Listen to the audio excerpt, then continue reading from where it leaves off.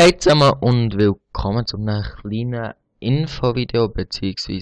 Fragevideo oder so etwas in der Art. Und zwar geht es darum, dass ich eine Bitte an euch habt. Und zwar wollte ich in nächster Zeit so ein bisschen etwas machen, einfach wo ich meine Meinung sage zu irgendwelchen Themen. Also im Hintergrund auch irgendwelche Battlefield Gameplays oder so. Überlegen wir noch etwas. Wahrscheinlich bleibt es unkreativ und ich mache weiterhin Battlefield. Aber was soll's. Und zwar würde ich nachher so Art Commentaries machen und würde irgendetwas sehr innovativ mein Senf nennen oder irgend so etwas.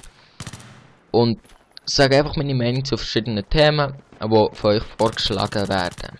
Oder wenn es etwas ist, was mich selber sehr interessiert oder bedrückt oder was auch immer, was ich schon lange loswerden will, dann mache ich das natürlich auch. Und darum wäre jetzt die Bitte, ob ihr vielleicht mal könntet in die Kommentare schreiben, was euch so interessiert, was für Themen, ob es jetzt etwas ist über Games, ob es etwas ist über Gesellschaft, Politik oder sonst im Leben oder was auch immer.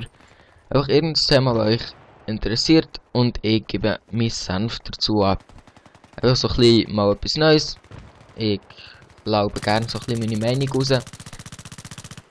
Und ja, das wäre so eigentlich gewesen mit dem Video. Im Hintergrund seht ihr noch ein Gameplay, also habt ihr gesehen, das Gameplay auf dem alten Bildschirm, von dem her Qualität wahrscheinlich nicht so bestechend.